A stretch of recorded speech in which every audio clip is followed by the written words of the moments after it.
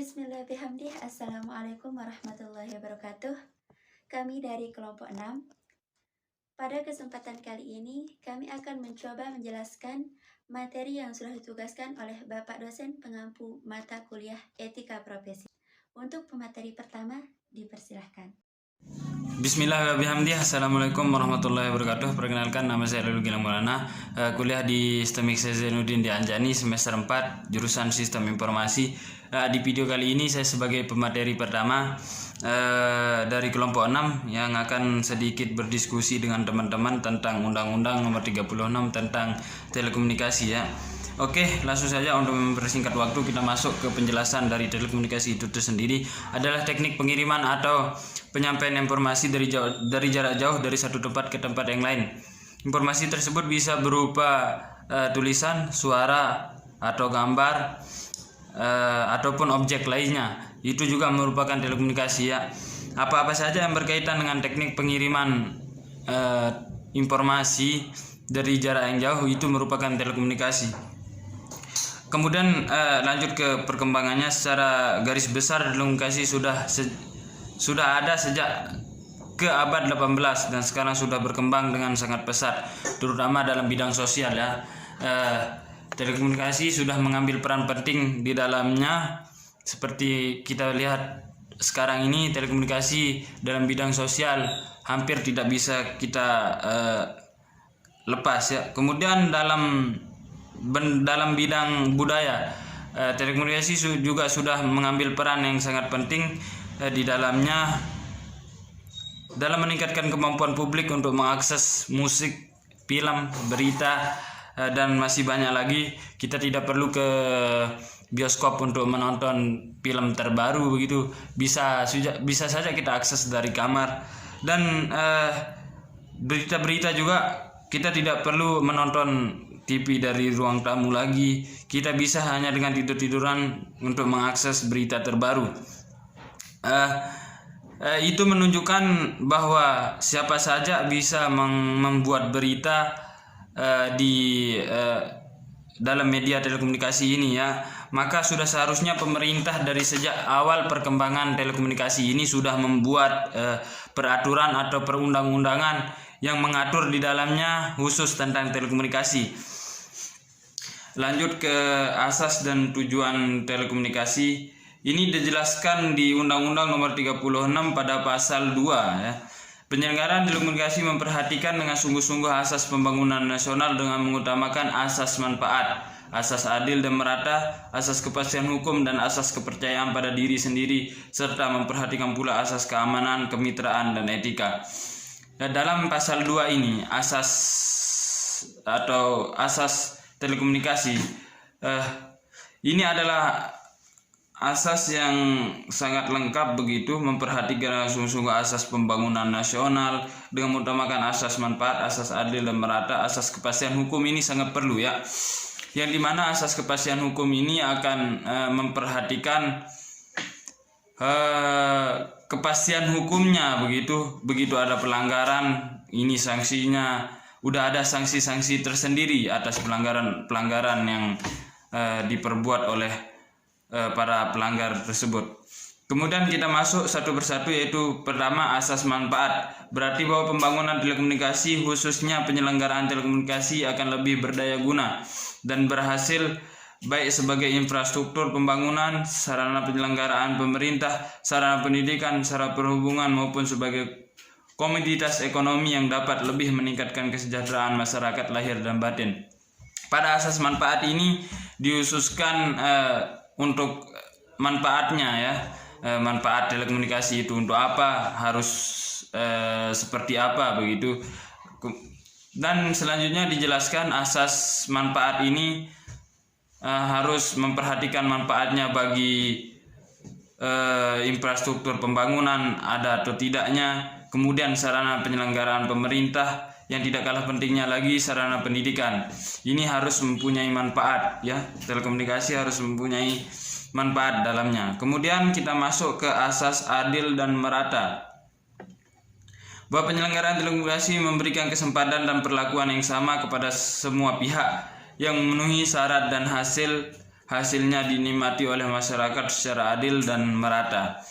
Kemudian masuk ke asas kepastian hukum. Nah, yang seperti dibilang tadi, asas kepastian hukum ini berarti bahwa pembangunan telekomunikasi, khususnya penyelenggaraan telekomunikasi, harus didasarkan kepada peraturan perundang-undangan yang menjamin kepastian hukum dan memberikan perlindungan hukum baik bagi investor, penyelenggara telekomunikasi maupun kepada pengguna telekomunikasi.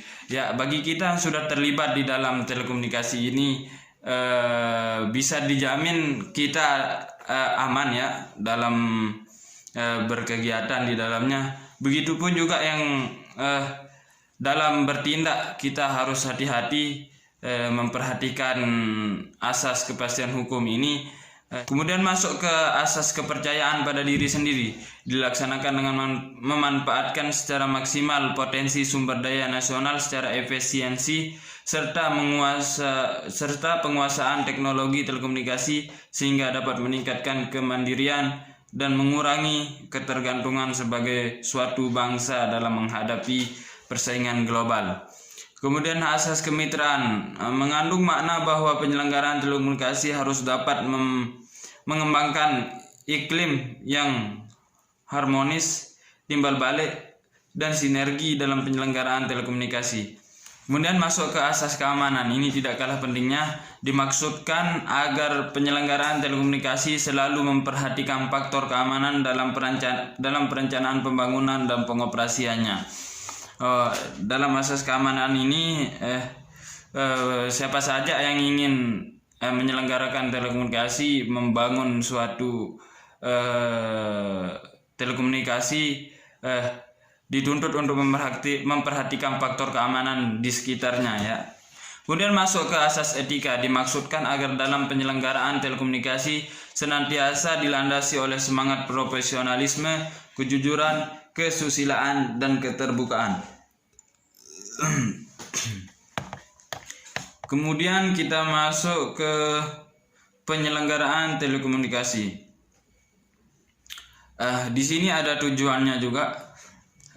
Pasal 3. Tujuan penyelenggaraan telekomunikasi dalam ketentuan ini dapat dicapai antara lain melalui reformasi telekomunikasi untuk meningkatkan kinerja penyelenggaraan telekomunikasi dalam rangka menghadapi globalisasi, mempersiapkan sektor telekomunikasi memasuki persaingan usaha yang sehat dan profesional dengan regulasi yang transparan serta membuka lebih banyak kesempatan berusaha bagi pengusaha kecil dan pengusaha menengah ya. Ini tujuan dari pembangunan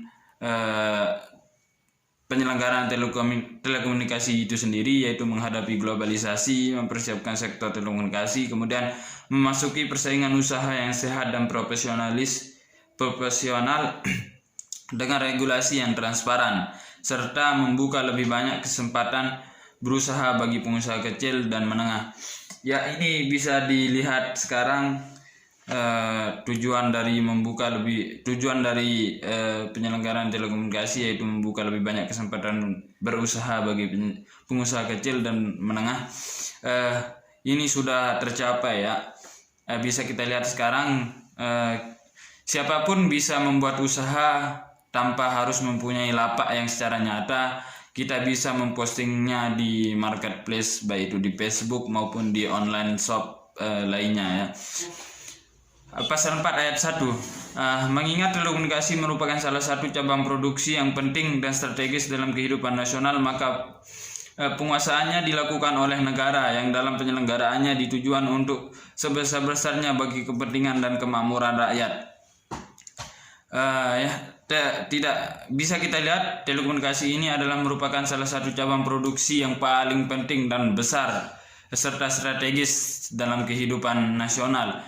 Maka dari itu ini tidak bisa dilepas begitu saja ya, yang dimana instansi pemerintah langsung terjun untuk memegang penyelenggaraan telekomunikasi ini tersendiri ya. Kemudian ayat 3 pasal 5 kemudian pasal 6.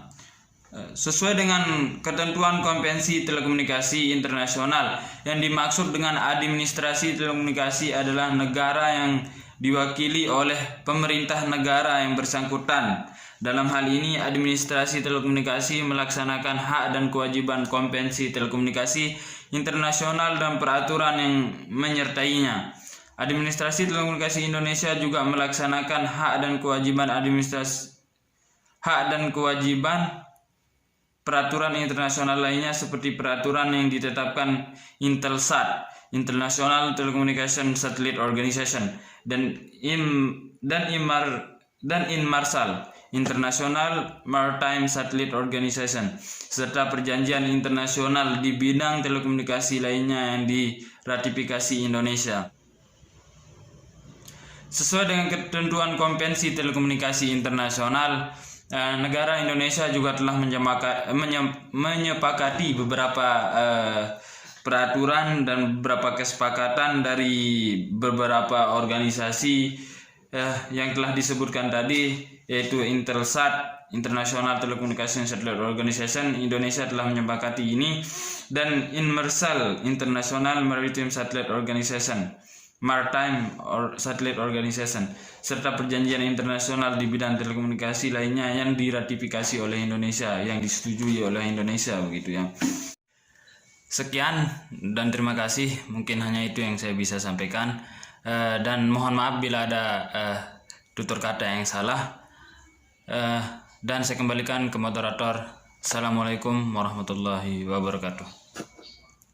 Baiklah teman-teman, kita lanjut untuk menyimak penjelasan pemateri kedua.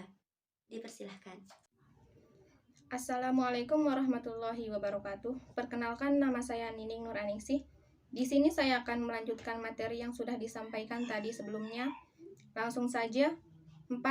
Sanksi administrasi.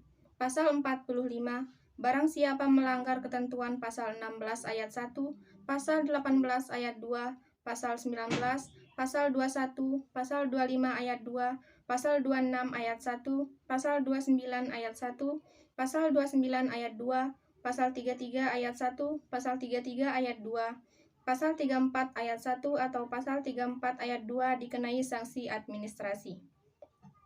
Pasal 46 ayat 1, sanksi administrasi sebagaimana dimaksud dalam pasal 45 berupa pencabutan izin. Pasal 46 ayat 2, pencabutan izin sebagaimana dimaksud pada ayat 1 dilakukan setelah diberi peringatan tertulis. 5. Ketentuan pidana.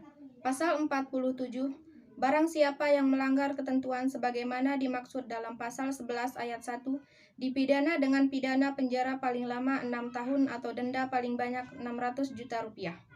Pasal 48, penyelenggara jaringan telekomunikasi yang melanggar ketentuan sebagaimana dimaksud dalam pasal 19 dipidana dengan penjara paling lama 1 tahun atau denda paling banyak 100 juta rupiah.